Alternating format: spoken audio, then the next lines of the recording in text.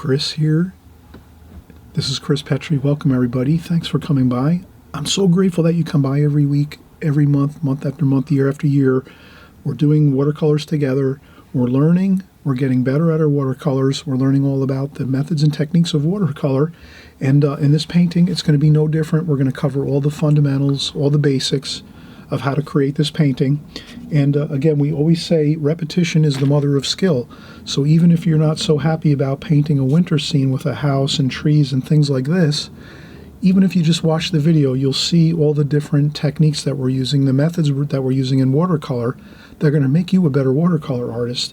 So please tune in every week, watch every video we create here on my channel, and you'll constantly learn all of the same things over and over that we use, the methods, the techniques, the same colors, the same palettes of colors, the same methods, the techniques, the brushwork, all the things you need to know.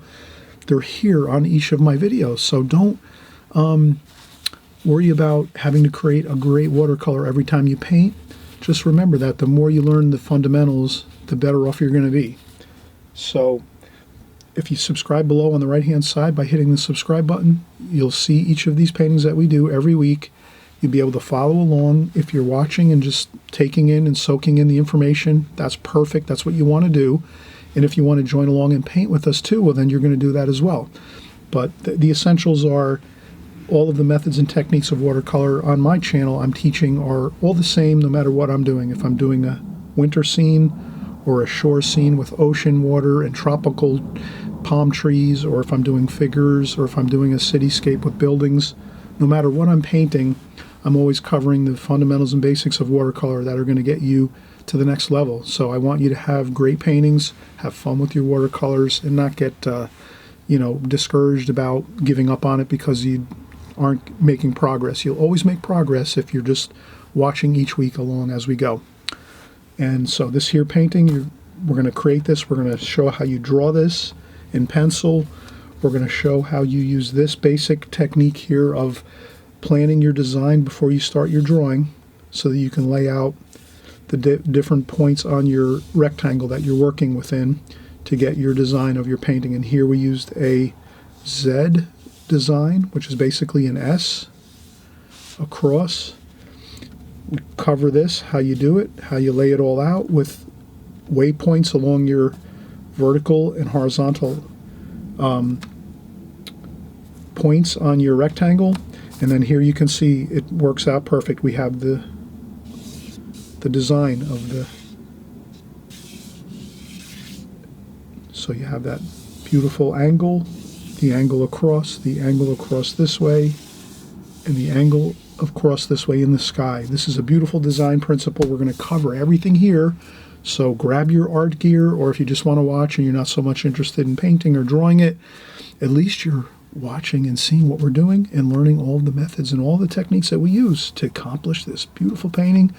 So strap in, and we'll be back in just a second, and we'll start drawing this and covering all the information you need. Okay? We'll be right back.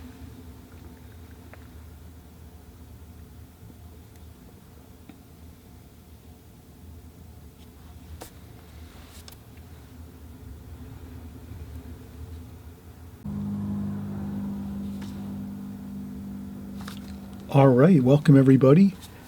Again, we're just starting our actual sketch and drawing now. You saw the finished painting right in the beginning of this video, so we're just going to begin our layout and our design work for our drawing for this painting.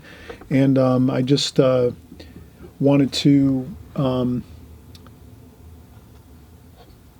cover the few things we'll do before as we start our sketch.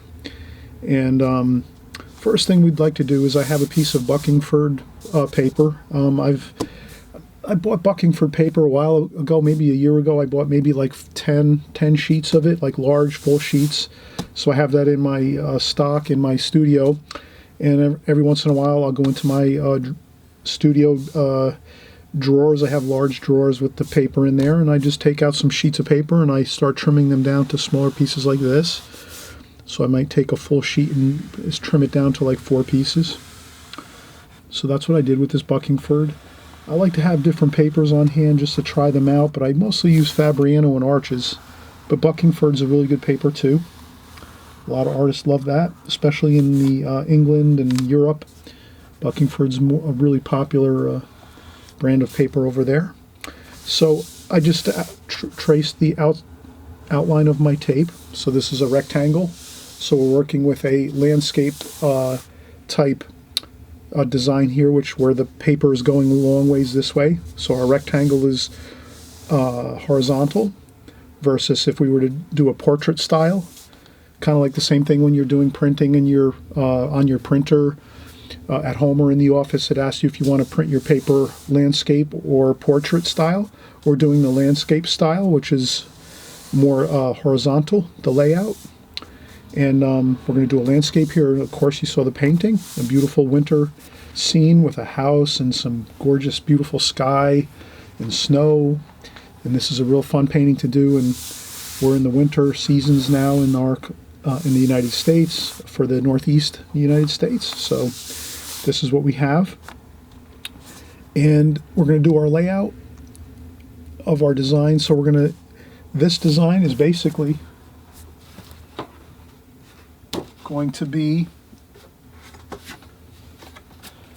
I'll just take a small piece of paper here and we'll just kind of look at the design from just a simple standpoint of the design of this painting is going to be about 2/3 up over here. So if you have 1/3, 2/3, 3/3 here, or you can go the opposite way, it doesn't matter. But just we're looking at thirds. So the top third is going to be the start of the sky over on this side of the painting. And it's going to pretty much go across the painting like that. The distant horizon line where the mountains are and the sky is up here. So this is going to be the sky up here. And this is going to be the mountains in the distance.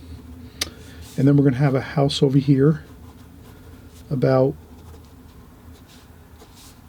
3/4 of the way.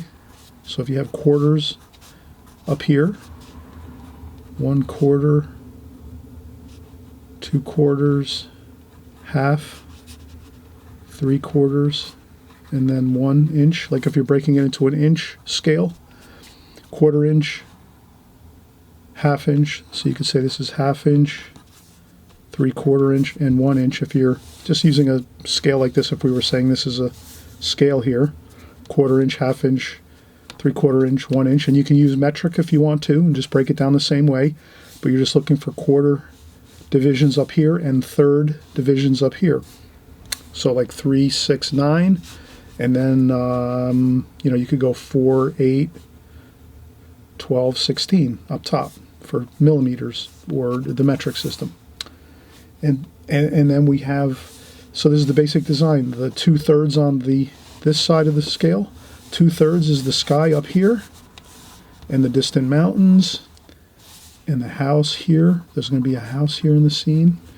Beautiful little house in this wintry, kind of a beautiful country scene, maybe a country house here in the farmlands. And then we have here, we're going to do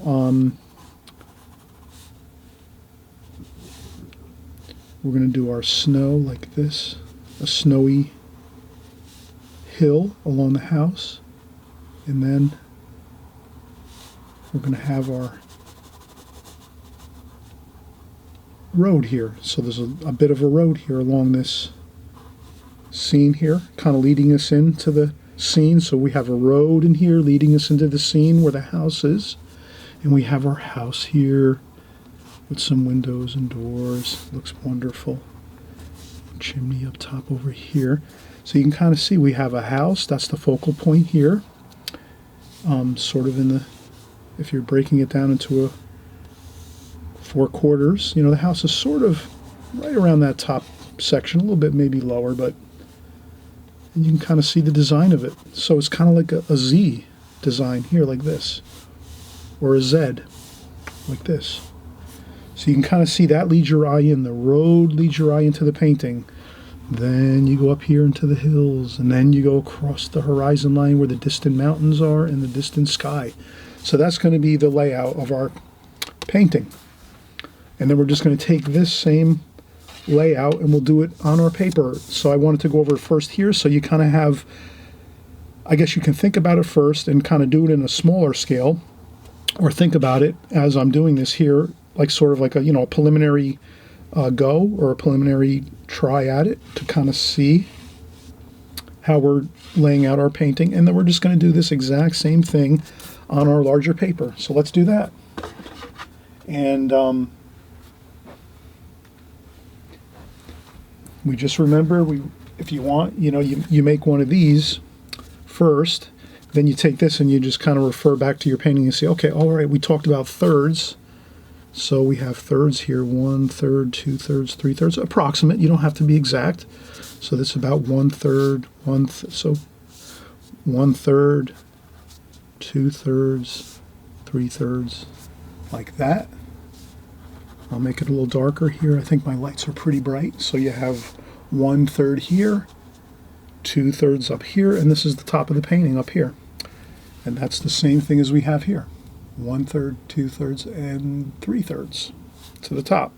Then up here, we're going to do quarters, which means we'll go halfway. So this is about halfway on the paper. You can measure it with a ruler, or you can do it by eye, approximately.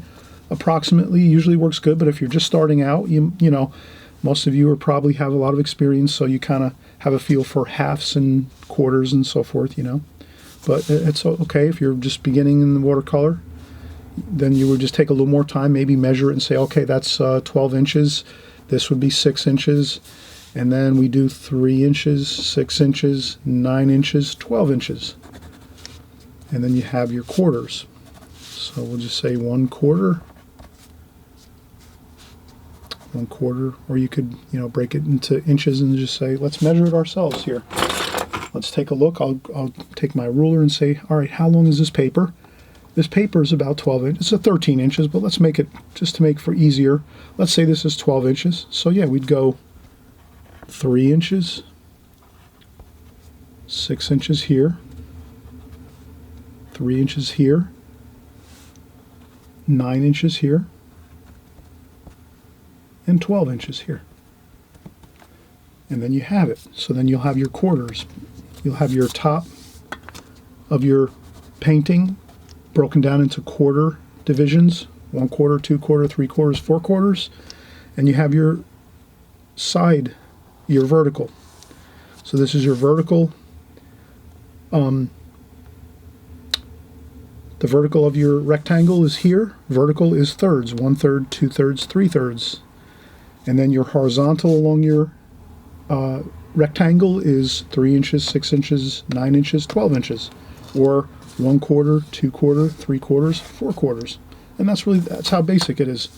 And that's our depiction of it here in a smaller form. And if you create one of these small cards like this, I just use a piece of watercolor paper.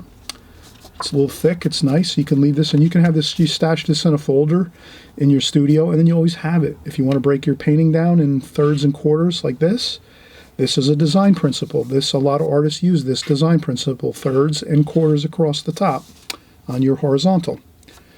So you can save this and say, when the next time you're painting anything you want to, let's say a landscape painting or a seascape or a cityscape, you can just use this. You can use your card and say, oh, I'm going to do it like this. I'm going to break it down into thirds on my vertical, and across my horizontal, I'm going to break it down into quarters.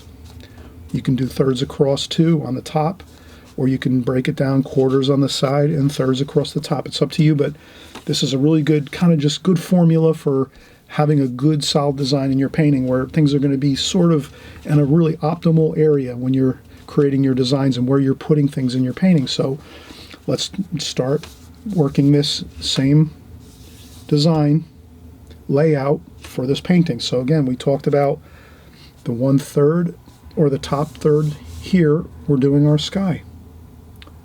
So we're just going to do a light preliminary sketch across the sky, just to say this is going to be our distant mountain range and distant hills in the distance. Okay, it's very light. You can barely see it on the video. We're going to go over this darker, but first let's just get it in light. And that's the first third down, or the 2/3 up, like this. That's our, okay. Now we're going 3/4 across, like this. About 3/4, maybe a little bit left of 3/4 will be our house. And that's going to be just The top of the house is going to be just breaking up through the tops of the mountains. We want to break that long line here with the top of the house, the ridge of the roof. And we're going to have our chimney up here too, like that.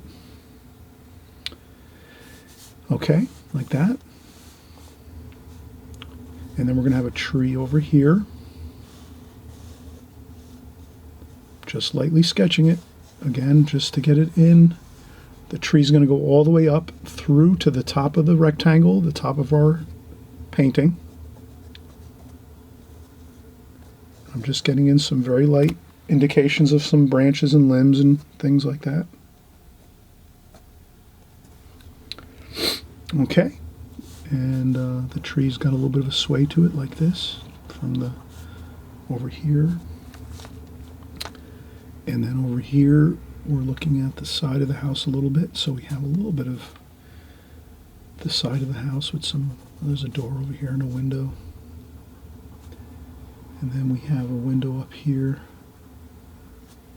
Okay, so I'm just getting some things laid out, but we are going to go over this, you know, a little more in detail, and I'll do a darker drawing over this. I'm just sketching in the basic design of things.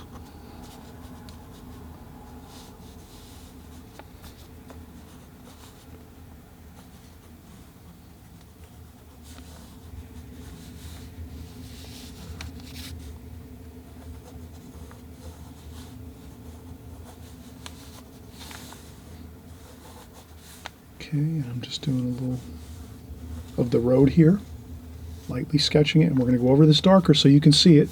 I'm just trying to get my preliminary sketch, and I want you to do the same thing. As you're creating your painting, you want to do your preliminary sketch. You don't want to just go in and start doing a really dark sketch, because if you need to adjust something or erase something, if you've done that first drawing super dark, then you're going to have a hard time lifting up your pencil lines with your eraser. So what you do is, we always talk about this on my channel, and you know, everyone that comes along and follows along with me on my channel, you'll always know that I say do your preliminary sketch first, very lightly, get everything where you want it approximately, and then you go over with your darker pencil line, so this way, you know, you have a darker pencil line over everything and you can see it really well as you're painting. Because sometimes if you're painting, you might lose those really light sketch lines when you're doing light preliminary drawings. So you'll definitely want to go over a second time. But you may, in some instances, it's your artwork, you're the artist, you might decide, no, I don't want a dark line, pencil line in my painting. I just want to do a light preliminary sketch and leave it at that and then paint over it. Fine, that's absolutely great. If you want to do your paintings that way, again, you're the artist, you do your paintings the way you want to do them. Sometimes too, I do a darker drawing too, because I want it to, so you can see it on the watercolor paper. So I partially do a darker drawing over my preliminary sketch or my preliminary drawing, because I want you to be able to see it really clearly. Right now the lights on my video here are very bright, so you might not be able to see my pencil sketch. So that's the reason why I will go over it with a darker pencil line. But you don't have to do that. If you get your first sketch in and it looks pretty good and you have to do a little adjusting, fine. Leave it light sketches if you want. Don't feel like you have to. You know, you have to make your own decisions too. You're the creator. So you're the creator of your designs and your paintings. And so you do what you think is going to look best for your paintings. And then we have another building over here in the distance alongside this here.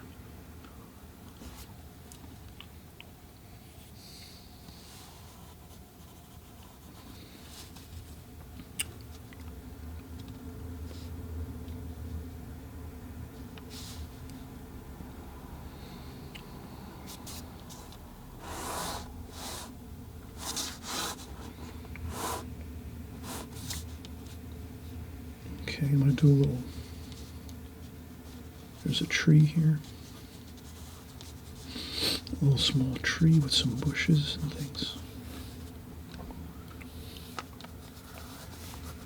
And I'm just doing a couple small bushes along the sides over here. This is the foreground right here, so it's closest to us. So you're going to see some of those details more, some twigs and branches and weeds and things like that. And this is our road. This is going to be dark over here. Okay, so now again, you're having a hard time seeing this, but you can kind of see probably vaguely if I turn down the brightness here if I can. Let me see if I can turn down this a little bit.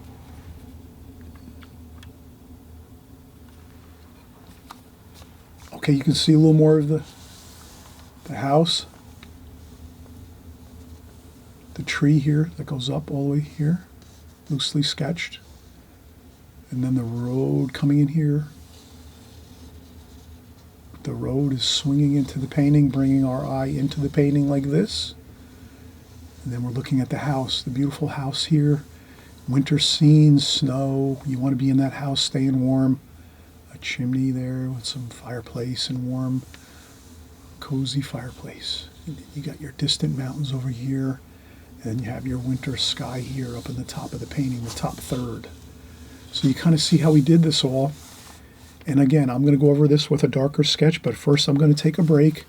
And if you like this video so far and you like the way we're creating our videos here and the watercolor methods and techniques that we're covering, please subscribe. It's really simple. You just click that button down there on the right-hand side. This way you don't miss anything. We're giving you the whole chock full of nuts information here. We're giving you the whole enchilada of methods and techniques in watercolor so that no matter what we're painting, whether it's a house in the winter scene or flowers or a beautiful boat on the ocean or a cityscape with buildings or a figure painting of someone sitting on a park bench and beautiful settings like that, no matter what we're doing, it's all watercolor and it's all the same methods and techniques week after week that we're doing here. So even if you're not so happy about a painting like this, if you're watching this, you'll learn all about the design principles of how to design your paintings. You can use this design principle with any style painting. You're going to learn all about how we go about painting this, and you can use all those painting techniques that we're going to use in this painting for any other painting that you do in watercolor. So always remember, every time you're clicking on my videos and watching my videos, you're learning the same methods and techniques over and over, but the subject matter that I'm doing might change, but the techniques and methods and all of that stays the same. So keep watching and you'll be able to apply it to whatever you like to paint. I know not everyone likes to draw and paint a winter scene with a house. Maybe a lot of you like to draw flowers and you're not so happy. You want to see more flower paintings, but I have to kind of do all the subject matter, so I keep all of everyone out there. I know you all love different kind of things to paint, so I'm doing all the different subject matter you want to see. Everyone's happy. That's what I do. Keep everybody happy here. But again, the same methods and techniques are basically used for any style of painting you do, any subject matter. So it doesn't matter, flowers, landscapes, seascapes, cityscapes, figure painting, portrait painting, whatever it is, you're going to use the same techniques over and over and over and the same methods. So if you click here, subscribe to my channel, you'll always be watching my videos no matter what the subject matter is. But then when your favorite one comes up and you want to paint that, well, then you paint that one. And then you're already prepped well in advance of all the methods and techniques we're going to use, so that when you're doing your favorite subject matter, you're going to be able to go in there and do it confidently and do a beautiful job at your painting because you've seen over and over and over. Remember, repetition is the mother of skill. Repeating things over and over is how you build your skills. If you're not repeating things over and over and over or seeing things over and over and over, you're not going to have that repetition. That means your skills are not going to develop. So you need to develop your skill. And remember, repetition is the mother of skill. So if you want to have skill, you have to repeat things over and over and over. And that's why I do these videos, so that you can repeat these things over and over and over. Your skills will get better, your watercolors will get better, and you're going to be happy. And many of you always email me and tell me and leave in the comment section how happy you are, and I'm excited for everybody. So let's keep going. We're having a lot of fun. We're getting excited. Our watercolors are getting better. Your watercolors are getting better. And that's what it's all about. Let's get our paintings and our drawings and our overall artwork looking better. We'll feel better about our artwork, and we'll be more excited to come back the next time we sit down to do a painting and a drawing. And whatever we're doing with our artwork, we're going to be more happy because we're making progress. Okay? So I want you to make progress. I know I'm kind of going on here, but I want you to be happy with your watercolors, and I want you to stay in it, keep in it for the long haul. Remember, watercolors, it's slow and steady wins the watercolor race. It's not like you can learn watercolor in 6 months or a year. You got to keep working at it, and just a little at a time, keep having fun, keep working here on our channel. I'm going to keep showing you all the stuff you need to know to keep your skills and your artwork going in a really good direction where you're going to have better success with it. And I'm sure many of you have told me you're extremely happy with your progress that you're making. So I get so many emails and so many comments saying they're very happy with their progress. Therefore, if you're just kind of new here, trust me, go into the comment sections, and I get a lot of emails. People send me their artwork, their paintings, and they're looking absolutely incredible. For a short amount of time, people send me emails of their artwork. They've only been painting like 1 or 2 years, and their paintings look incredible for that amount of time. So I know what I'm teaching here is definitely working. It's definitely people are making way more progress than I made when I first started in watercolors. So that's how I know I'm really doing a great job helping you to get your watercolors looking beautiful. And that's all. We'll come back. We'll do our darker sketch over the top of this, and then we'll start painting, okay? All right, we'll be right back. Okay, hey, we're back, and we are getting started again with doing our darker pencil sketch. I remember I spoke about how doing a light sketch first is great. That's the way to start your painting, to get everything where you want it. And if it's a light sketch first, as we always say, you can go in and do a little bit of erasing with your kneaded eraser, and then maybe adjust something. You need to make something a little larger, a little smaller, whatever it is. You can adjust some things. So that's what the advantage is for doing a light preliminary sketch. I hope everyone, does that make sense? If you do a really light sketch, right, you can adjust it. You can erase a little bit, do another pencil line, kind of get things better, versus if you go in with a dark pencil line first, then to try to adjust your drawing is going to be more difficult, because then you're really not going to be able to lift up that line, that darker pencil line. So that's why we do a light pencil sketch first. So we've done that. We've done our light pencil sketch first. We went over that in detail. We went over the little, we did a small composition of our painting first, and we showed you how we used thirds, 1/3, 2/3, and 3/3 on the sides, the vertical of our rectangle. And then on the horizontal of our rectangle, we went over how we used quarters, 1/4, 2/4, 3/4, and then the full across. And then on the 3/4 line, we noticed we put our house on the 3/4 line, approximately 5/8, 3/4. And then on the third line, we put our distant horizon line, where our mountains are, where it meets the sky. And then on the 2/3 or the 1/3 line here, approximately, that's where the road here, where the house is, it bends and comes back towards us. So you want to have your road in your foreground, starting almost all the way over to this left side here. Your road starts here, and then it swings in, and then you pick up your area where your house is, and then you swing that line up to your 2/3 line up here, and then across. So that's the divisions, and you can see it's like a reverse Z.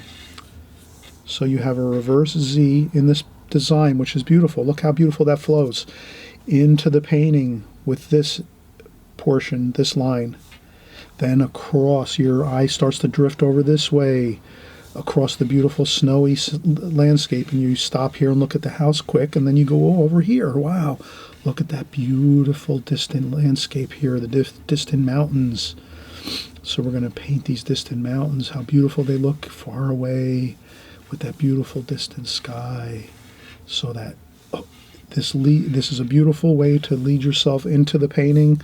The road, then the hill, and then the horizon line here with the mountains and the sky coming in here too on a bit of an angle this way. And you'll see how beautiful that looks when we create our painting. So, but before we create our painting, let's just put this darker pencil line onto our paper so you can see it a little better, because this light sketch is kind of difficult, I know, for you to see.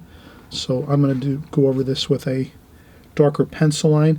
And if you give me just 1 second, I just have to sharpen up this pencil a little bit here. Well, maybe I'm going to sharpen this pencil up because it's a little it's a softer lead pencil, which gives me a darker line. If I used a regular office pencil here, it's not going to get that dark line I need so you can see it. So I'm going to use this softer lead pencil here to get the darker lines in this drawing so you can see it a little better. All right, so I'll be right back in just a second.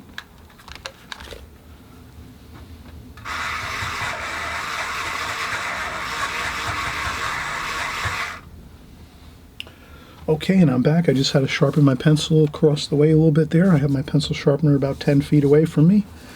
Okay, so let's start out. Let's get the road here. So the road goes in like this. Like that. Okay, that's the road, and then here's the snowbank going up. Like that. And then the distant mountains here kind of starts dark over here. And you have some different. And over here it goes down a little bit, so there's more. You'll see as we paint this, there's a little darker. Over here there's some darker hills and landscaping. And then here's more of the distant sky and mountains, and up here is more of the snowbanks. Up here, light snow, and then we have our sky coming across. Look at this, some sky. Look at we're gonna have some beautiful sky washes coming across this way. So we just put some angles there, just so we know that we're gonna be putting some sky washes here and clouds on angles this way. So we're doing that like this. The angles this way, then the mountains this way, and then the snow bank along this foreground area here where there's the snow bank here across the front of the house. And then here we have the road coming in. The road's going into the house like this. Around where the house is, the driveway, you have some interesting angles leading your eye through the painting. That's what we want. This is a very powerful design, and you can use this design in many different paintings. This just happens to be a snowy winter scene with a house, beautiful house, and a little barn over here to the left of the house. There's a barn over here too, and there's the house here. So I'm going to just do the darker pencil line so you can see.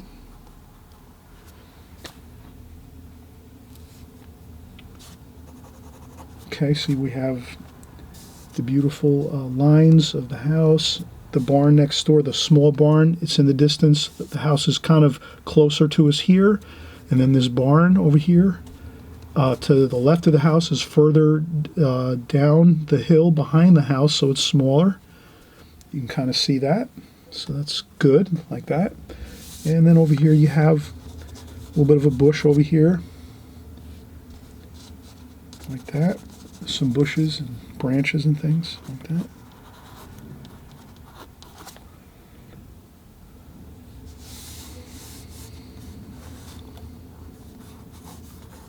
And the road is over here again. All right, so we have everything pretty good. Let's do another, we have to have a window over here, another window. And another window over here too. We have a window over here. And then over here we have another door, and that's kind of over there. And then maybe we have some more. Maybe there's some figures over here. They're doing some things around the house here. So we have some figures too, maybe, along the side of the house. And we have our tree over here. So you can see we have our tree over here, and we're going to develop our tree with our brush. So we're going to do brush strokes to get our tree, and we don't want to draw every branch, and that doesn't make any sense, does it, to draw every branch with your pencil? No. You just get your tree shape basically. Okay, here's the tree trunk. Maybe there's another tree over here. So you don't want to be trying to draw in with your pencil every detail. You get the idea of things with your pencil in there, and then you paint the rest with your brush. And that'll look fine. Okay, everybody, this is perfect now. You have your basic, again, the flow of the painting. Road coming in this way. the road. Then it stops here and then it swings around. You have the snowy bank here, the snow bank in front of the house, and you have this gorgeous house here. That's your real focal point. And then you continue up here with your snowbank, all the snowy hills and along this area here. And then once you get up here, you go across your horizon line where your beautiful distant mountains are. And then here, you're doing your beautiful sky angles with sky washes like this, on angles going this way. So overall, you're going into the painting, through the painting, across the mountains, back, and then with the sky like this. It gives a beautiful way for your eye to go through the painting, see everything you want to see in this painting. A absolute great design. Okay, so let's come right back and we'll start painting.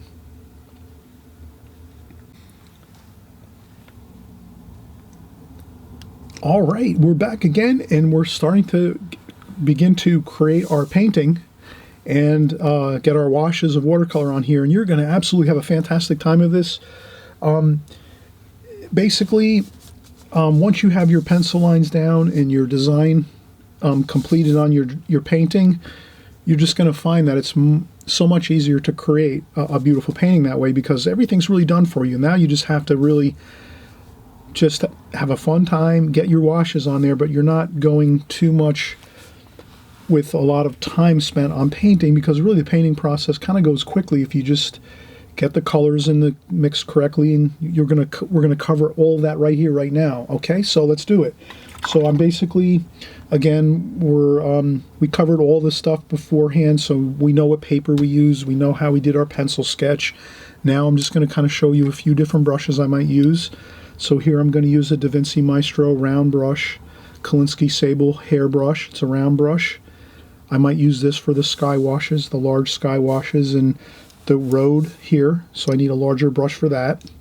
And then maybe for more of the detail work, I might use my Da Vinci Maestro travel brush, which is a number 5 here, or I might use a Raphael number 6 Kolinsky Sable round brush. And then if I wet my brushes, you'll see they have good points.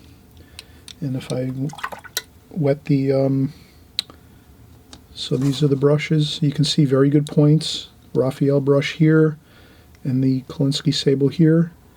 So those are the 3 brushes we'll use. You can use different brushes if you want to.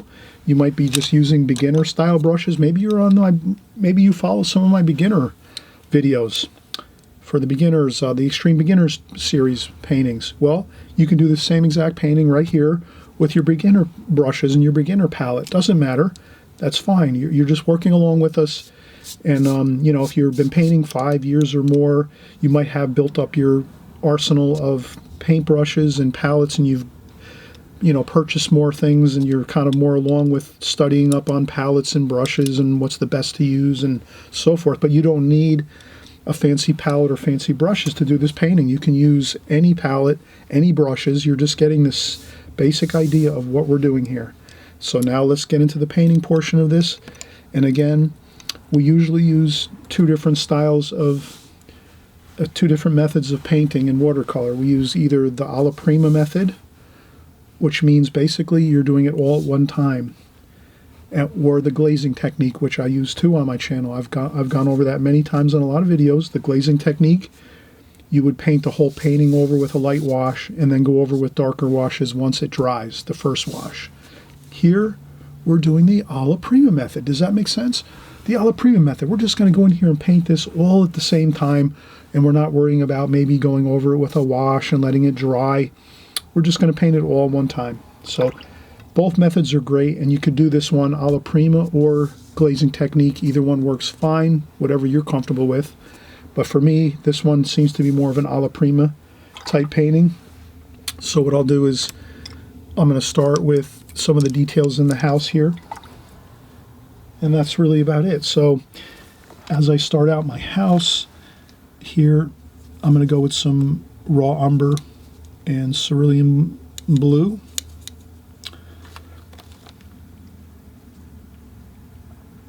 And I'm going to do the windows of the house here. And then we're going to go with some French ultramarine blue. And you can just see I'm kind of working out my colors right here on the palette. And I'm not flooding my palette with water. This is mostly actually straight paint for the most part, right? I'm not using much water at all. You can see that's mostly just paint with a tiny bit of water. And I'm going to do that. And get my windows in like so. And there's another window over here. And you can see that. And we're just having fun here. That's all. The main thing is having fun with our watercolors. Let's not stress about things, you know. Life is stressful. When we do our artwork, that's the time we have fun and just enjoy our painting and drawing and have a great time and fun. Who cares what it looks like? After you paint 5 or 10 years, your paintings are going to look 100% better. When you're starting out for your first couple of years, your paintings are not going to look that great. They're going to look good, but, you know, don't expect too much in the beginning. Just keep working at it. You'll get there.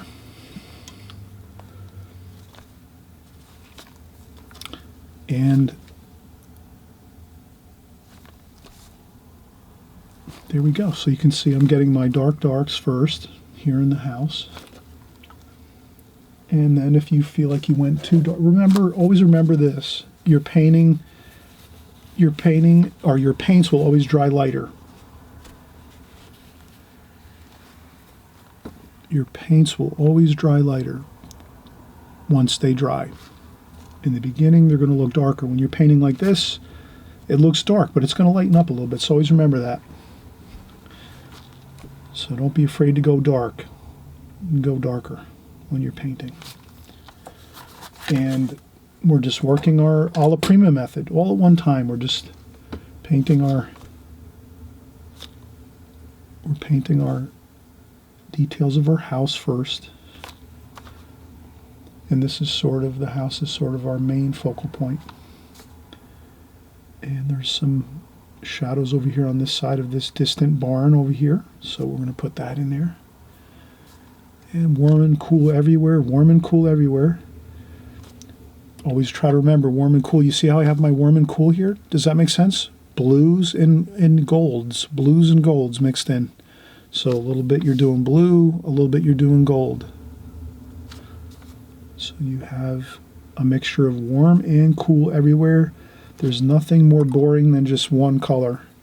If you were just to go in and start doing this and just paint everything that one color, that's sort of boring, right? But if you're mixing your warm and cools all the time like this, right, you're going to have a more interesting look. It's going to sort of give your paintings a more interesting feel to them. That's what you want. And then let's see now, burnt sienna. We'll do up top here, burnt sienna, burnt umber for our chimney.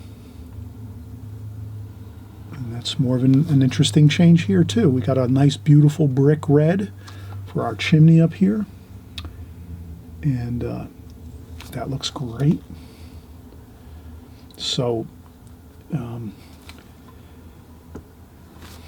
we are already making good progress. Look how much progress we've already made. And there's a little bit of some shadows over here.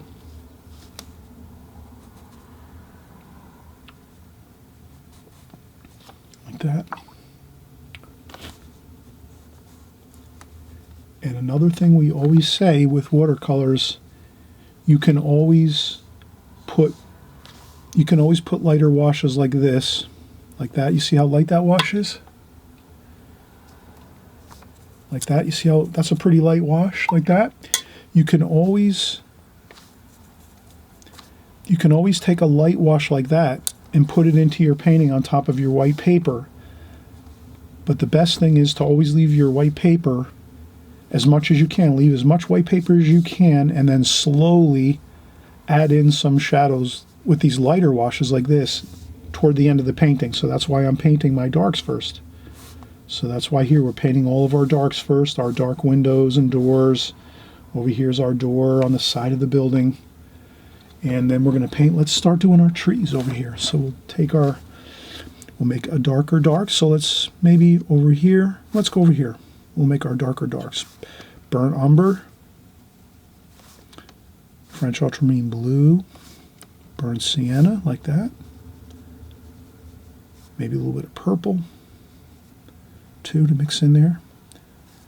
And even, well, let's stick with these colors. I think we can, maybe we're going to do a little black here. Let's see what kind of blacks we have here. Okay, that might be, yeah, that's ivory black and Payne's gray. Okay, so ivory black and Payne's gray, you can mix that into with your trees. And let's do that. Let's get our trees in here. So now I'm just, again, my hand is right on the paper. You can see that. Boom. I'm holding my hand right on top of the watercolor paper, and I have extra a board over here. I always say that.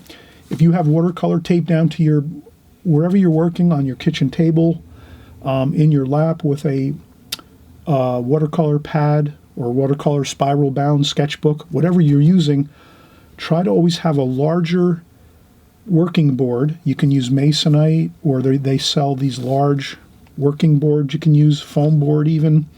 But if you have a larger board around your paper, this way you can rest your hand over here outside your painting and then come in like this. So it's much easier for me to rest my hand over here to the right, where I have a lot of extra masonite board underneath my paper, so I can rest my arm down and my hand down and then do this. So you don't want to be like sliding off your paper, and you want to always have a large surface underneath your paper so you can rest your hand. Wherever you're working, you can always rest your hand around your painting, wherever it is.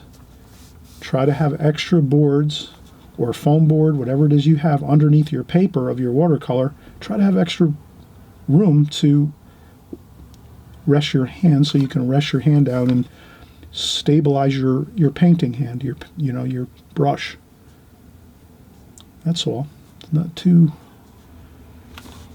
It's not too difficult to do that. You just have to maybe try to work that out however you have to do it. You can see I'm taking my time here.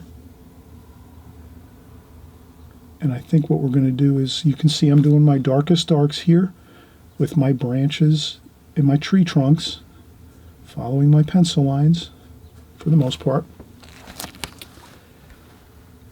And I think what we'll do now is, let's grab our, one more brush we'll use is the needlepoint brush. This needlepoint brush has a great point.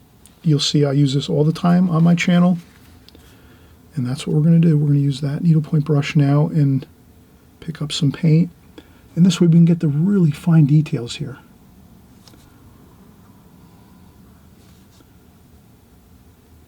That's what we need here, is some fine details. You can also wait till we're finished with the sky washes and then go in and do that. And I think that's what we'll do. So here we're just getting some more details with our branches and stuff like that.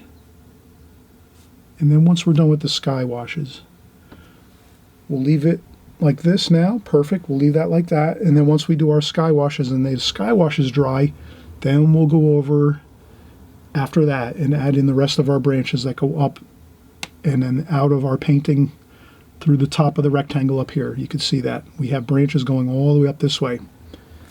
But we want to do our sky wash first, and then we'll do our final details here. So we're going to use this needlepoint brush toward the end of the painting once our sky washes are completed. But right now we're going to leave this as it is, and we'll come back to that later.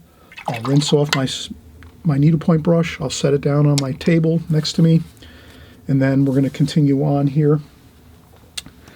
And you know what? I'm going to take a quick break because we've done quite a bit of work now already.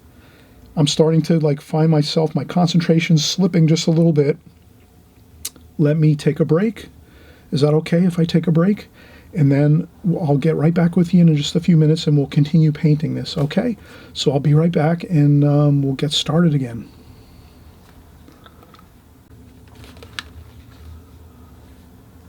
Okay, so we are starting back up again here. As you can see, We're doing the alla prima method. Many of you, I know you're already kind of used to hearing either alla prima method or the glazing technique. So here we're doing the alla prima method, painting it all at one time. We're not doing any glazings and letting it dry and blow drying it, anything like that. We're doing alla prima all at one time. We're just going in, drawing the painting, and then going in and painting everything. With the alla prima method, you're doing your darks first. And I know many of you are used to this alla prima method, so we're just going to keep working that idea. So we've already got our colors here laid out, and we're working our colors here, and we're not going to really depart from those colors that we're using. We're kind of going to stick with our colors, the color scheme that we're using here. We might add something to it, and if we do, we'll remember to add it everywhere. So if you add a different color other than what we've been using so far, you'll just remember to kind of add it in everywhere else so that it kind of just has a harmony to it. You want your painting to have a harmony to it. The thing you want to always avoid, does this make sense? You always want to avoid adding one color at one location in your painting and then you're not adding it anywhere else because it kind of looks out of place. So always remember, if you're going to add a little accent color here and there, add it everywhere. Just add it a little touch of it. It doesn't have to be a lot, just a little bit here and there. And I know many of you see me do this all the time on my videos, but even if you're just new to the channel and you're just coming by, I hope you'll just remember that when you're using your colors. Try to mix your colors and harmonize your paintings so that all your colors are always being represented everywhere in your rectangle. So if you add a little bit of, let's say, if you add a little bit of burnt umber down here in your road, you're going to want some burnt umber up here by your house and some burnt umber here in your sky area and your horizon area and your distant mountain areas, and even a little bit of burnt umber in your clouds maybe, or your sky wash. And you'll always notice that whenever I do my paintings, I always try to, I try to always practice what I preach, so to speak. Does that make sense? I always try to keep doing the things that if I'm asking you to do something, I'm better make sure I'm doing it myself. And I do that. I always make sure that any colors that I have in my painting, I'm repeating them all throughout my painting. I'm never adding one color over here and then not using it other places in my painting. I try to mix it around. Even if it's just a little light wash of it somewhere else, the eye will notice that. So someone looking at your painting will notice, ooh, that looks good. Everything's harmonizing, all the same colors throughout the whole painting. All right, so that's a key thing I always try to impress upon everybody. So now we have the house here looking pretty good. The trees are looking pretty good. We're going to add more branches and things toward the end of the painting. But this looks pretty good. Now, let's try to do some, let's do some more burnt sienna. And maybe some raw umber.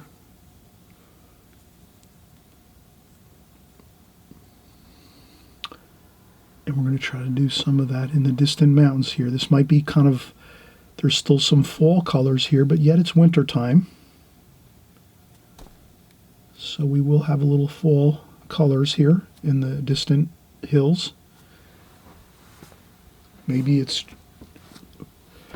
late or early fall. There's some still fall colors here in the distance, and all of a sudden, just wow, a big snow happens. In the fall time, in the autumn time, a big snowfall happens, and you have some fall colors still in this painting. So let's do those fall colors, and we'll just put them in like so, like that. And that's why we're going to do these fall colors here. So we're doing some burnt sienna, raw umber, maybe even some cadmium orange. Let's put some cadmium orange, some cadmium red, like that. And we will add these colors into the whole painting. You'll see me do it. I'm not gonna ask you to do anything that I'm not willing to do. So now we have our fall colors in here. Let's add some of those fall colors in here to our road. We're going to go over this later, but even though we're going to go over this later, I'm going to put some of this preliminary wash here just to kind of have a little bit of that autumn colors there. and maybe even a little bit of those autumn colors up here. Very lightly though. See that? Just ever so slightly, but they're there. So I have the autumn colors here, the autumn colors here. We're going to go over this with a darker wash so you won't see it as pronounced as this. So this is the real strong autumn colors here going across the horizon line here in the distant mountain areas.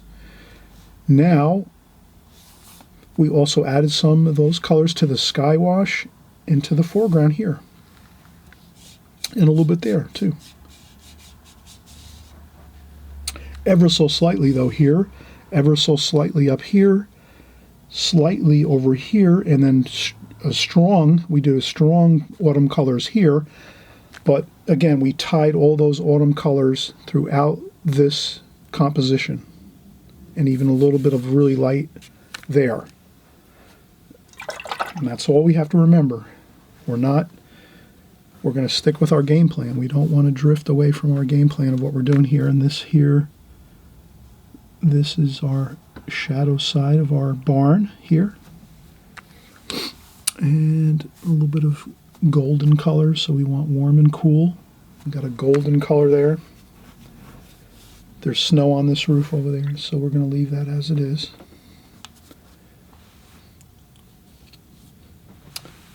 And what else do we have here?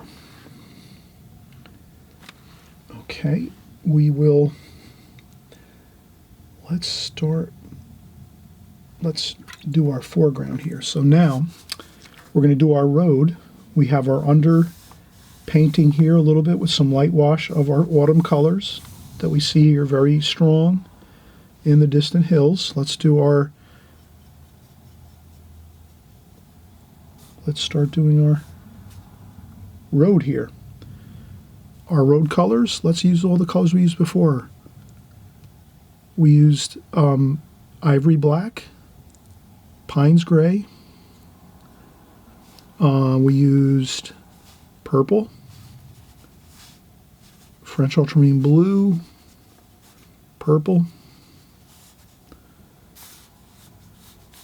and then we just go in like that. Look at that, wow. And a little darker, French ultramarine blue, burnt umber, burnt sienna, some of the blacks, burnt umber, French ultramarine, Pines gray, and ivory black. And just let's do that. Get some really nice flow to it, like this. Perfect, look at that. Then you can go in and do even a little more darks. French ultramarine blue, no water, just straight paint. French ultramarine blue, burnt umber, burnt sienna, and then our blacks here too. Ivory black and Pines gray. And you just add a couple of little darks here and there like that.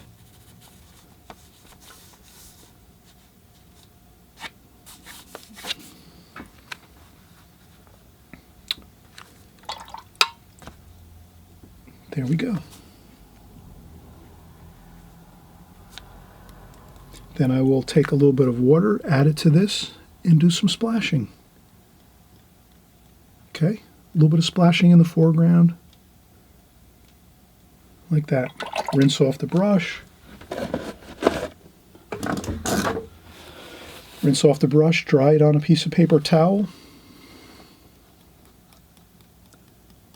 And then you get some finer splashing, like that. And if you say, oh, I don't like the look of that splash, you take your paper towel and you lift up a little bit. And you lift up some of your splashes so that they look very much less strong and dominant, like that. A little bit of cerulean blue.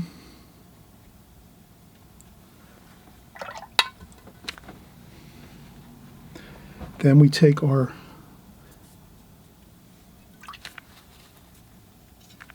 and we use a little bit of that gray. So this is along the side over here, just scrub on some gray wash here. Maybe slide some across here like this, but nothing, don't fuss around. Take that gray wash we're using over here, which is a mixture of all these colors,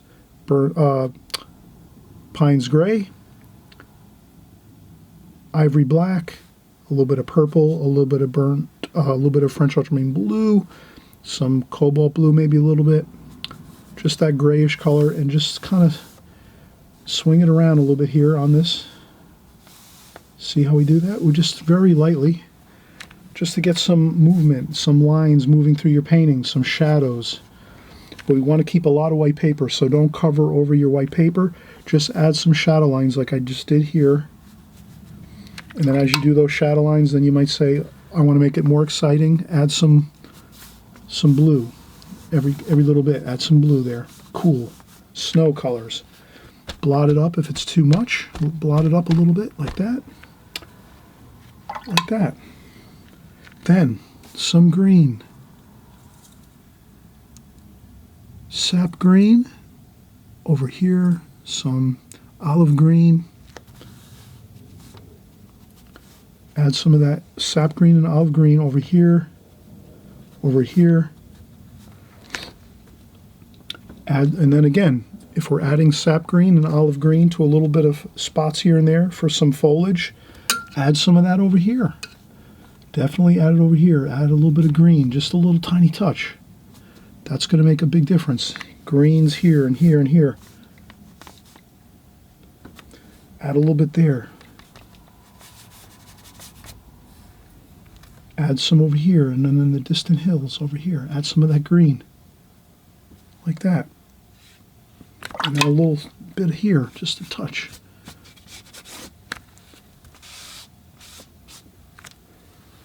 That's all you have to do.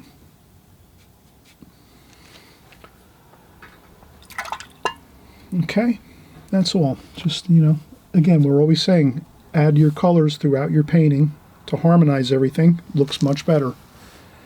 So we did add a little green here for the bushes, a little bit of green bushes over here, and some branches and twigs and some green weeds and grasses, maybe.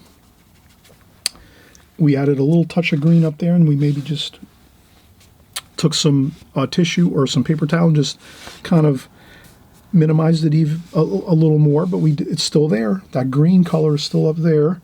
Over here we added some green in the distant mountains. You can lift it up a little bit there, but remember, add it everywhere you go. So if you add a little bit of green, add it everywhere, and then you're all set. So you can kind of see I'm working my colors all the way through my painting. If I add something new, if I add a new color, I add it everywhere. Maybe just a little tiny touch of it, but I still do it. And you can see how we do that. Very simple. Okay, so here we do a little, we kind of just mix up a little gray, and we just do a little, we do a little of this, just a little bit of some wiggly lines like that for shadows. And then it's about time for a break. We've done a lot so far now. So we're really about halfway through our painting. We've got a lot of paint on our paper now. Again, we're leaving a lot of white paper on this painting, so you're going to see when we're done, there's a lot of white paper. And those of you that watched in the, if you clicked on the video and you watched it right from the beginning, you saw this finished painting already, so you kind of know what it's going to look like, when it's finished. But we do leave a lot of white paper on this painting, so we're halfway through painting, and we pretty much have most of the paint on the paper now. We just have a little more to do, some sky washes and a few more darks in the distant mountains here, and then that's going to be about it. So you will see that we definitely have made a lot of headway here so far. And then I'll just add some shadow colors to the side of this house. And again, the light's coming from behind us, so this house is going to be in shadow. So we are adding some shadow to the house right here, right now. And a little bit of the blue for the shadow there, and then warm and cool. A little bit of the orange and colors like that in this too. We don't want to just, and that's about it.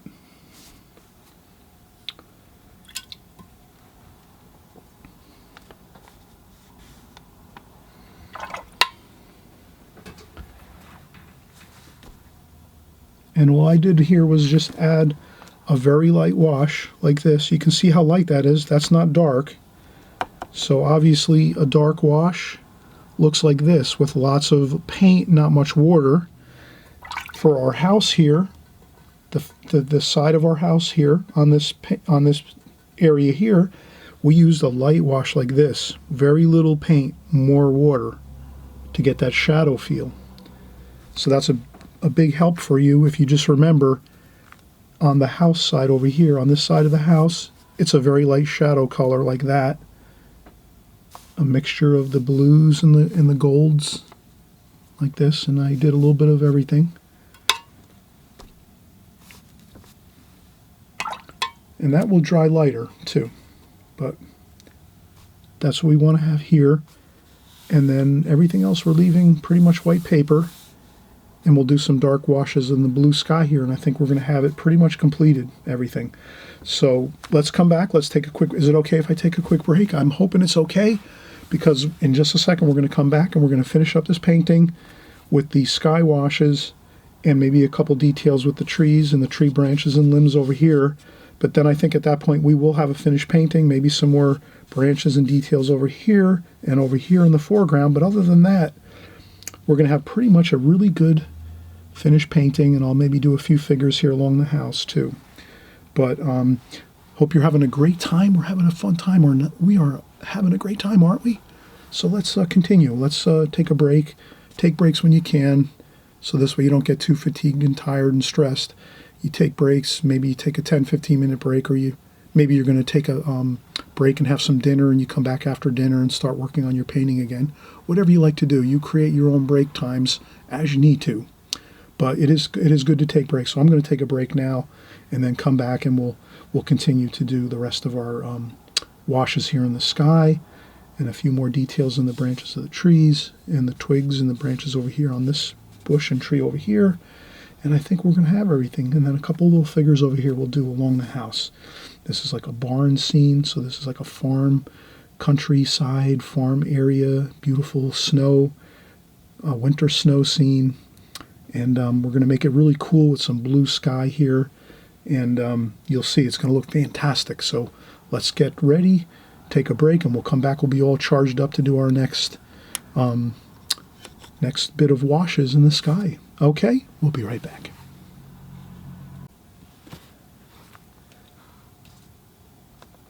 Hey everybody, wow, we're almost completed with this painting, and it's not a very simple painting or a small painting. This is a good size painting. This is like a 12 by 16 style painting here, you know, a larger style. Let's take a look here. Let's see what we have. This is a 10 or a 9 by 13. So a 9 by 13 medium size painting here, you know, small to medium size painting. So it is, you know, a good size painting. A lot of times here on my channel we do smaller compositions, but this one's a pretty good size. And we're having lots of fun here. And so let's kind of finish things up here. You can, at this point, pretty much you have all of your colors already in your painting. So all the colors we've used so far, we're not going to be adding anything new. So you've kind of kept track of the colors. Now we're just going to go in and we're going to use some French ultramarine blue here, French ultramarine blue, and some cobalt blue. And then we'll use some grayish colors here too, so we'll mix in some Pines Gray and Ivory Black for some grayish tones. And then also some warmer colors, some raw umber here. So we're going to put some raw umber up here, mixed in with some of the green, so we don't have to worry too much.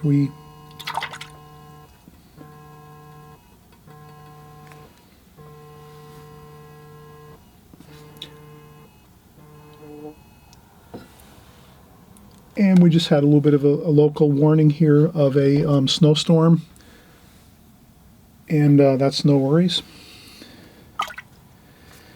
So my phone was kind of ringing a little bit here, and but let's French ultramarine blue, cobalt blue, and then a little bit of that grayish Pines gray and ivory black there, just so we have a little grayish mixture with our sky tone colors. All right, so let's do this now. Let's kind of get our sky washes in. And then we're just doing this. We're just taking our brush, loading it with some paint, and we're just doing this. We're just sliding it across the painting, like so. Like that. Slide it across. Very loosely like that, and then you're all set. Then you might want to, you take a little bit of French ultramarine blue and maybe some of this raw umber, maybe, right? A little bit of that. And then you just add some darker darks here and there so that you have a little bit of variation in that, right? You don't want to just have all plain one tonal value. You want to break up your tonal values. So maybe you go in and you do a little bit of that. You add in some darker wash like that with some straight paint. Straight French ultramarine blue for that dark. Okay. And then you can, sometimes you can take a little bit of paper towel or tissue and just soften up the over here as it's going out to the corner of your painting. You can do a little, take a little paper towel and just kind of soften that up a little bit, because the outside borders of your painting are not so important. It's more important the central areas of your painting. So you want to kind of keep that in mind. And then again, some more Pines gray and ivory black over here. And then maybe we're going to go with some more clouds over here and blue sky. Like that. So this is the more of the, we soften it up over here toward the edges, and that looks pretty good. Then maybe a little purple, and these are the purple mountains in the distance.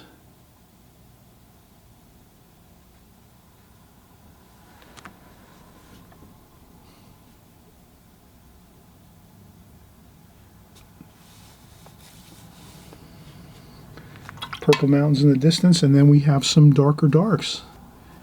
French ultramarine blue, burnt umber, burnt sienna, burnt umber, burnt sienna, French ultramarine blue.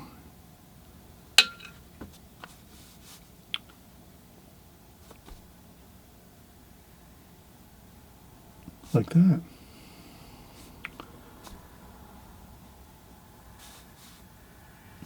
Okay, and then we leave that gorgeous snowy areas back there.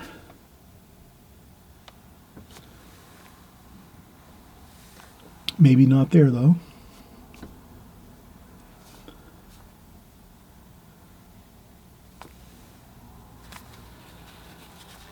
And then maybe I'll lift up a little bit of paint like that.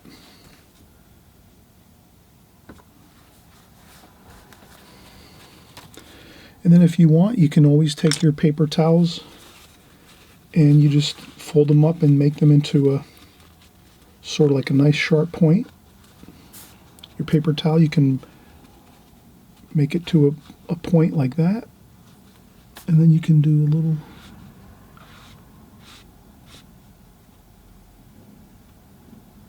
and you can give yourself some layers there. So you can have some layers of mountains like that. And that looks pretty good. Gives you some more dynamics to your,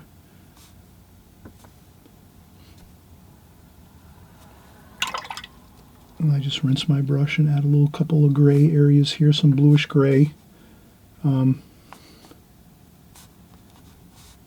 that. some mystery shadows. A little bit of warm and cool. So I add some warm and cool there. Like that. And we have some more warm and cool over here.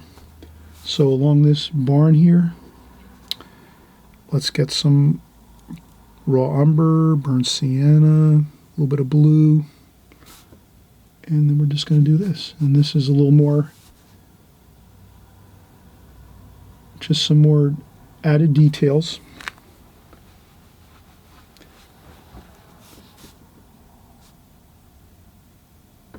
Like that.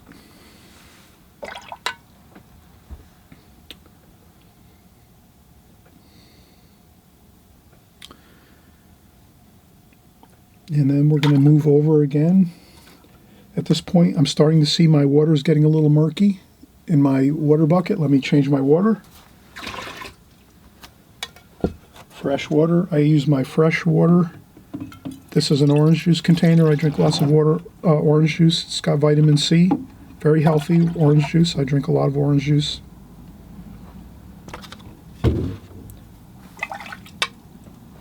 So, fresh water, and then I'm going to go back in and get some more Pines Gray, Ivory Black, and a little bit of the blue, a grayish mixture there. Maybe a little more warmish. Add some more raw umber. And then we'll do this. We'll go across like that. Then I add some damp brush.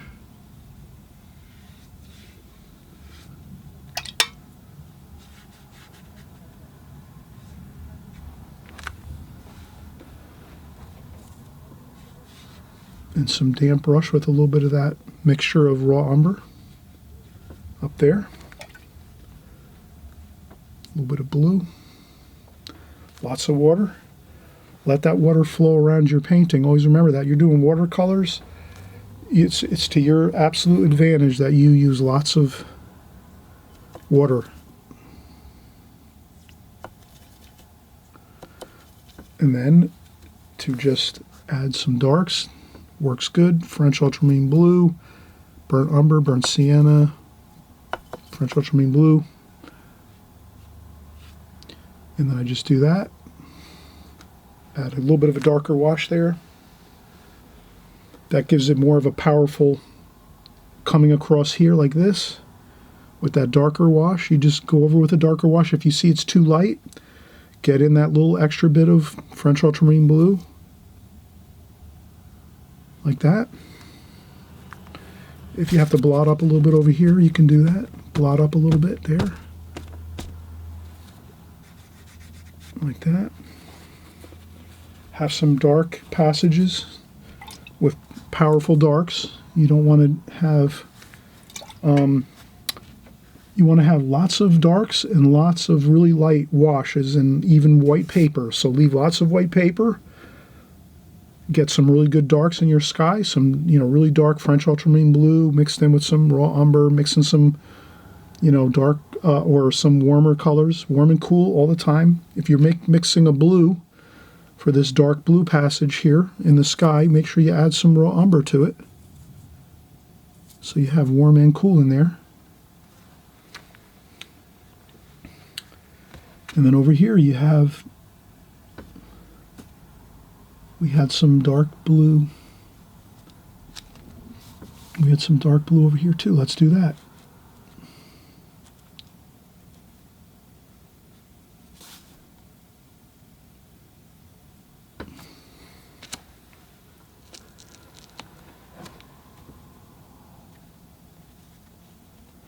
Couple of dark splotches of color there. Maybe a little bit over here.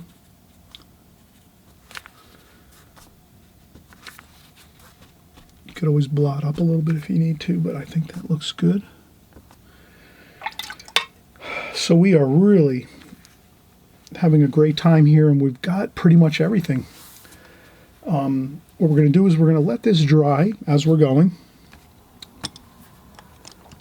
Let's get some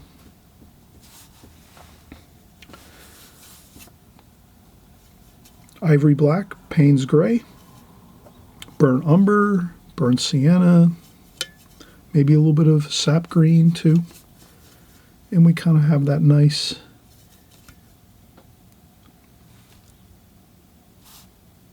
and then we're just going to use our needlepoint brush here that we use all the time on my channel. You see me use this all the time. And we're just going to do this. We're just going to add some, we're just taking them and just wisping on the free, fun branches here. You're not trying to create a masterpiece. Just flick on the branches. Maybe these go, a couple go this way over here, but most of them are going this way. Most of them are flowing this way.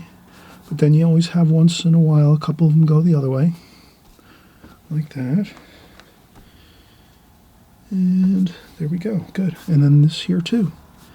We're going to get some branches down here too, like that.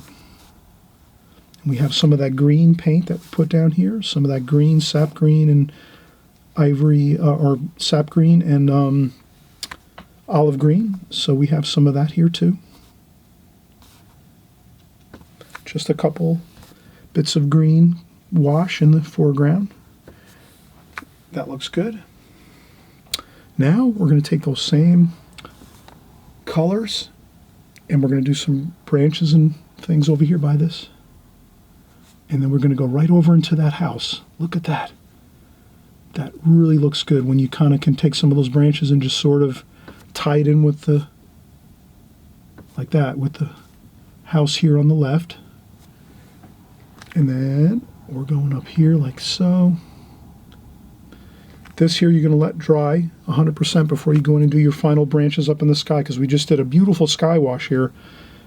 And when you do that sky wash, you have to let that dry 100% before you go back in and do your branches. So let that dry over here before you do your final branches up here with your needlepoint brush. That's the main thing. So we're going to let this dry up here 100%, which means either you have to use a blow dryer or you have to come back like 2 hours later and let it dry. So I leave that up to you. You're the artist. You're smart. You know what you're going to do before I even know what you're going to do. You know what you're going to do. And there we have it. But you can kind of see how we really have worked around this painting and with the alla prima method, and we've really gotten a great look to this painting. I can add a couple darks here and there like so, and maybe a little bit of blue and grays over here.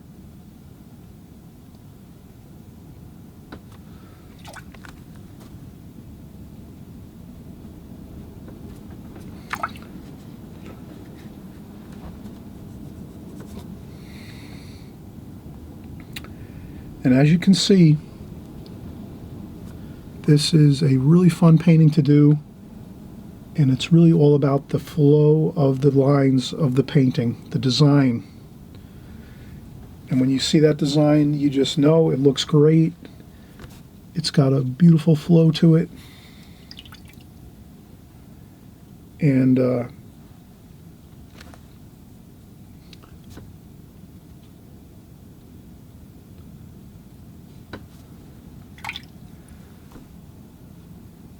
I'm just adding some shadows there to that barn over here. And we're going to do a couple of, again, we have to let this dry up here before the top section here where the sky is. We have to let this dry 100% before we do the branches of the trees going up through to the top of the rectangle here, the top of our picture frame. But we can still do, look at this, we can still do these beautiful fence posts. Let's do those. And just bang, you know, bang them in there. Look at that. Look at that.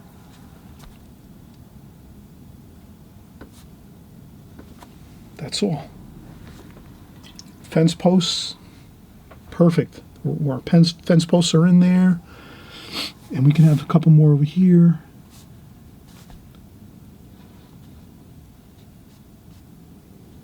Like that. Maybe a few more here. If you add some details to your painting, you're going to notice they really look good.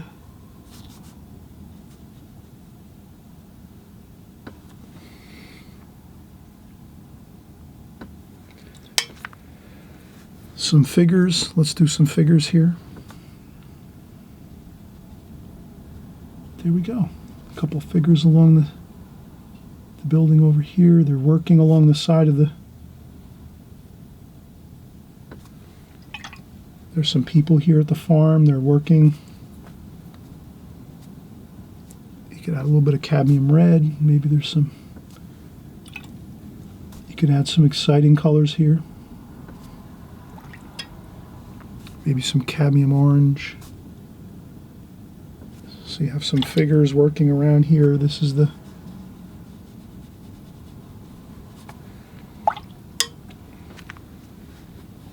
If you feel it's too much paint, you can always lift up a little bit.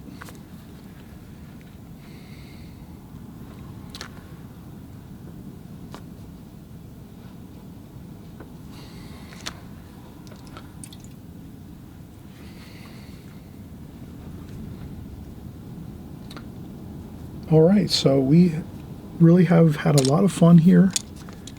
Let's do some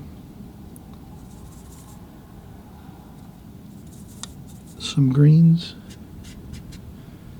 I just go in with some olive green, some sap green, raw umber, get a little bit of a green, dry off the brush. So I dry off the brush a little bit, get some green on the brush, dry it off a little bit so it's not too much paint, and just do some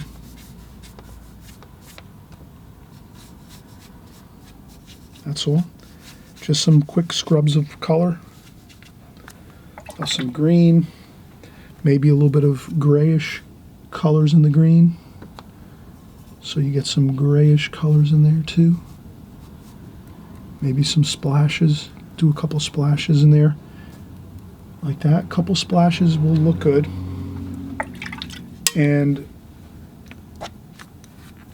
I usually scratch out a couple lights.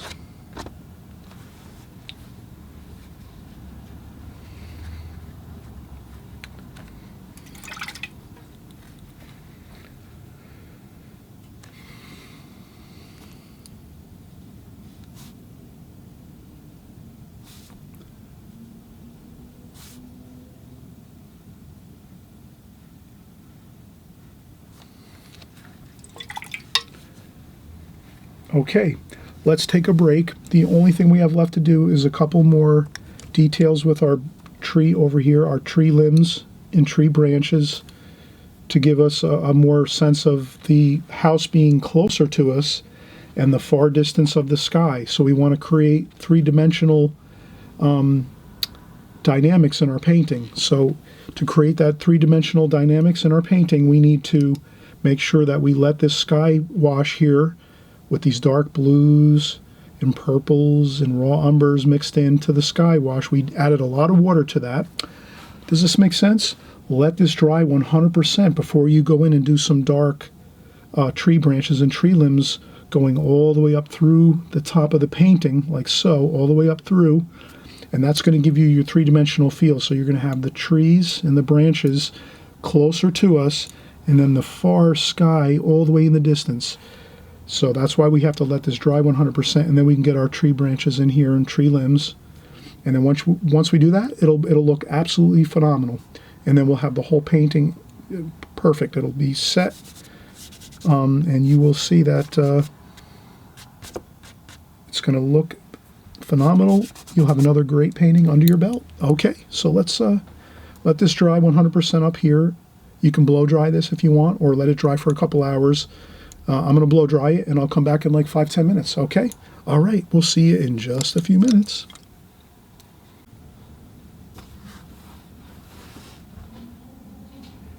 All right, everybody, we are actually coming to a finish here with our painting. We've had really a fun time creating this painting. Yes, it's been a few twists and turns, and some, we've had to take our time figuring out all the different methods and techniques we're going to use, and the colors we're going to use, and the different design principles we're going to use for this painting. But overall, once we're done with this finished product, we can see that it really does have a beautiful, powerful, impactful overall look to this. And so if you're painting this even in a more simplistic style, maybe you're not going to have as much detail as this, but if you get those design principles of the really powerful, impactful lines going through your painting across the sky, the distant mountains, the hills, the snowdrifts here, the road going in this way, if you can get that flow going through your painting like this, if you can get that idea, you're really going to have a beautiful painting no matter how sophisticated or how many colors you use, whatever it is, you're still going to have an excellent painting happening for yourself. So that's my main thing. I'm really excited that you're going to have a great painting when you're done with this. So we're pretty much completed. We wanted to use our needlepoint brush here with our darker darks. So we're using ivory black, Payne's gray, burnt umber, some sap green. We're just going to use some darker darks, maybe some French ultramarine blue as well, and some, what else did we want to use there? Purple, a little bit of purple in there.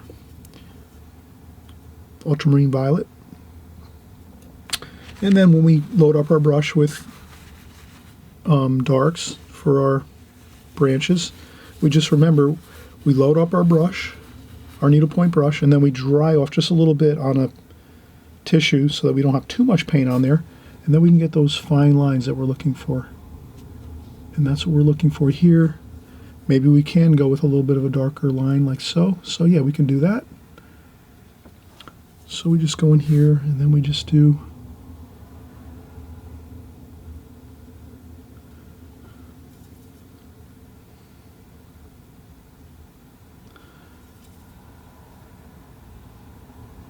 and we're going to show you how to we're going to do some more trees over here, and let's do a couple over here. And these are going to set back the sky. So when you do these beautiful branches and limbs and trees in the front here, like this, alongside the house on this side over here, you're going to definitely see a big difference here.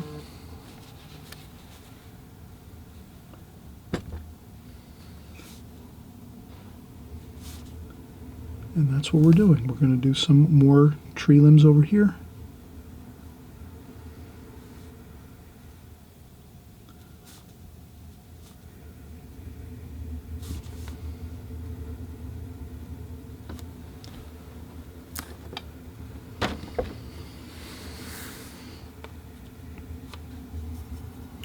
So I load up my brush with my needlepoint brush here, load it up with lots of color, lots of darks, and we're just going to do that.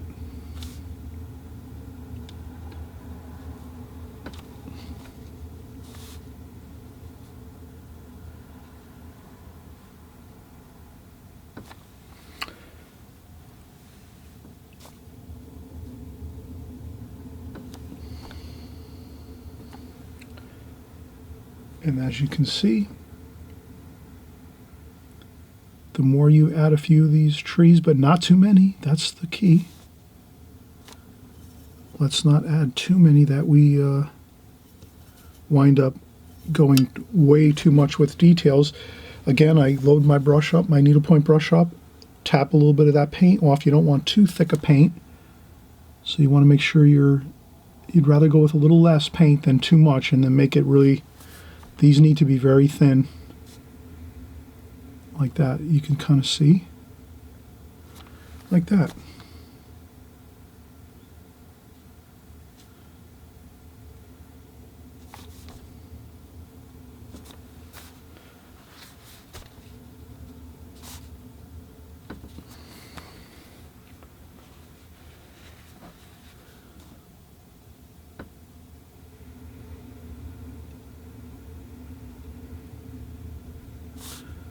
And that's what I'm doing here. I'm just doing some very fine lines,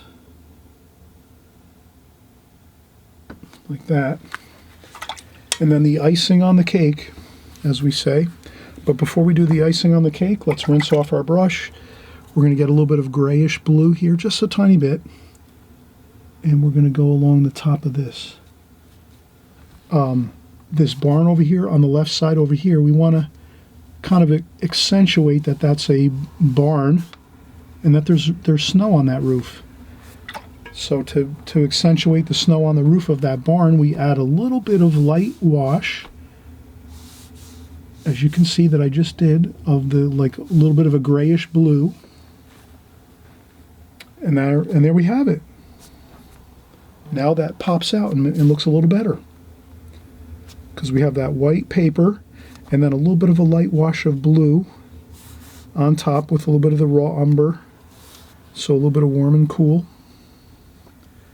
You can even add some green to that, and that looks good.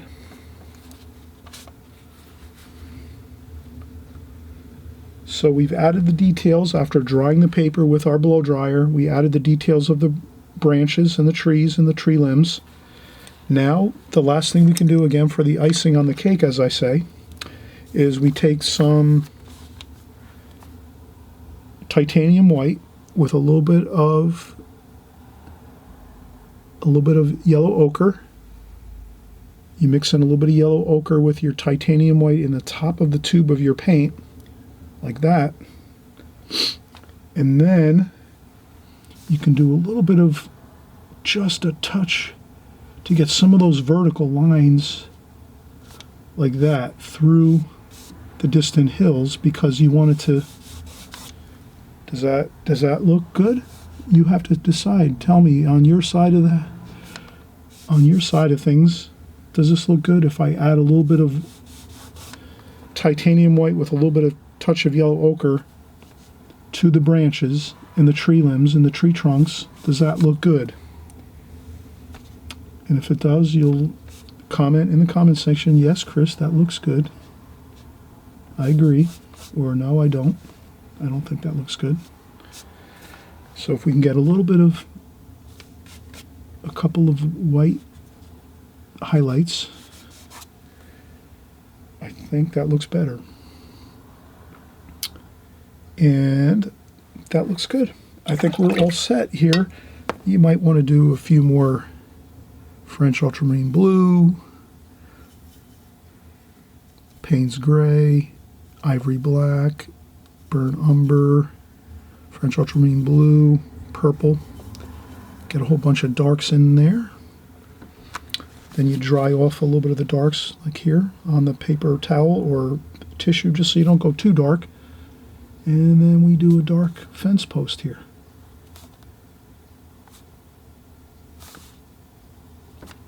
And we'll do another one up here. Now this will,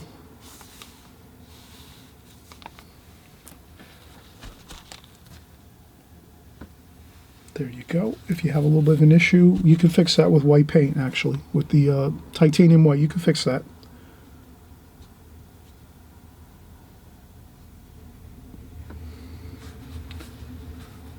So you can do this. This will give you even more depth in your painting.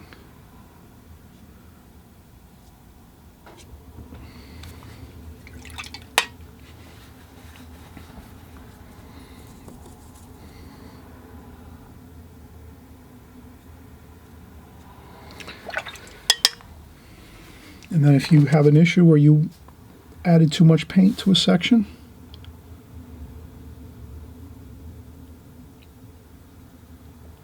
no one will ever see that. There we go.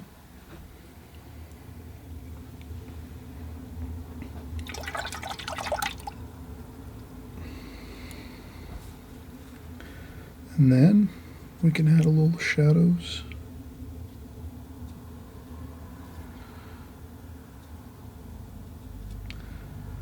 Light's coming from the back this way. So we can do this. We can add a little bit of shadows like this, pretending that we're painting into the light.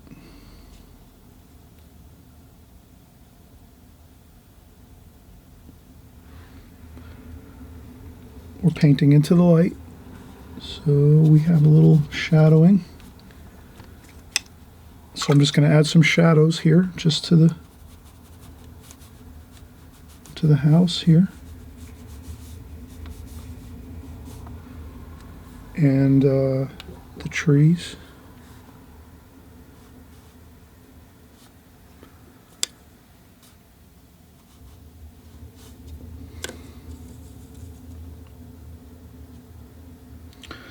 And that's all I'm doing, is just actually adding a little bit of shadowing to the picture, to the painting here, just so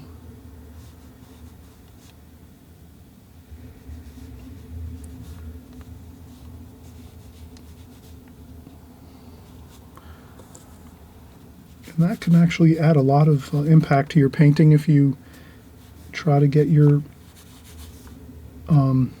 shadows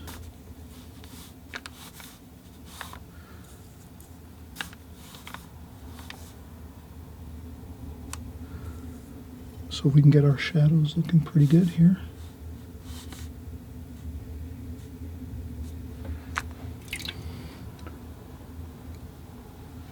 And I think if you do that, if you add a little bit of shadows, and maybe this is a little thicker there.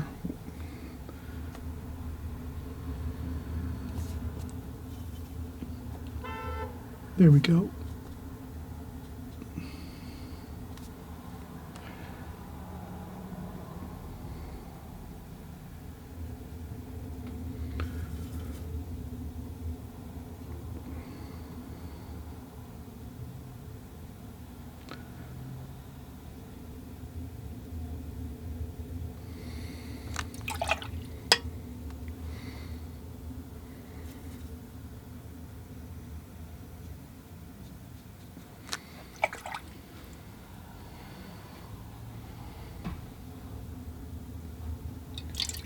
Okay, we are now complete.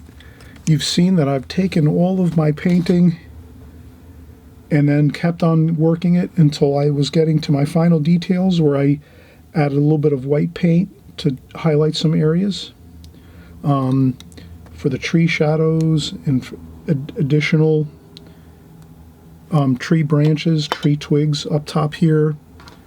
I think this has the overall idea of things that make it look like a really good painting.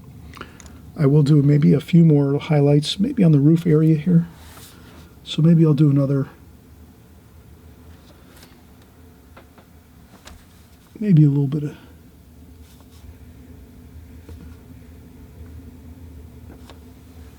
like that, maybe a little bit of,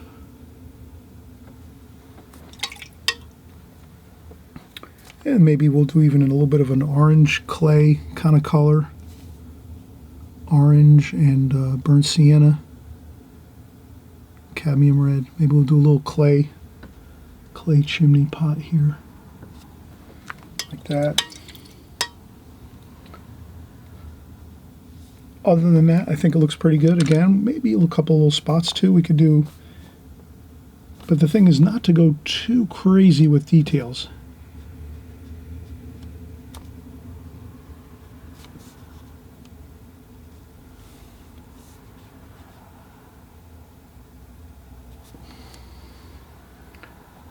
I think those details are good enough the way it is now. Sparingly is the key. If you're doing details, use them sparingly. If you're going to use some titanium white with a little yellow ochre here and there for some of the trees where you want to kind of make sure you carry through the branches on your trees so that you're seeing the trees closer to you, and the darker darks in the back for the distant mountains, you have to maybe do a little bit of the light titanium white with yellow ochre, just to give you the feeling that you can see the trees closer and the distance of the hills in the background. That helps a lot. That helped us a lot by doing that, adding the titanium white with yellow ochre mixed in there a little bit. And other than that, we just added a few more details of shadows on the trees and these fence posts. We added additional fence posts here in the foreground to make it feel like you're walking into the scene or driving into the scene and you're going through everything. And as we talked about before in the beginning of the video, you know, the powerful design of this painting is really the key to it. And I'm sure you're going to have a great time painting this. So absolutely have a great time, enjoy, and we'll see you on the next video. And again, please, if you haven't subscribed, right on the right-hand side below, there is the subscribe button. If you want to keep learning about watercolor, all the methods and techniques of watercolor, just keep coming by our site here, our channel. And we're all together here, working together, painting these beautiful paintings and going over the same methods and techniques over and over until we really are able to create beautiful paintings, because we've understood that we're repeating over and over the same methods and techniques to get these results that we need, that we want for our watercolors. So we'll see you on the next video. Thanks again for watching. Appreciate everyone's very kind and generous comments in the comments section. I appreciate every one of you, and thank you for coming by on my channel and watching our watercolors here as we work together. And I'm sure that in the future you're going to see week by week, month by month, and year by year, your watercolor paintings are going to get better. You're going to have more fun and more excitement painting in watercolor because you're learning the fundamentals of watercolor. Okay, so we'll see you on the next video, everybody. Okay, happy painting.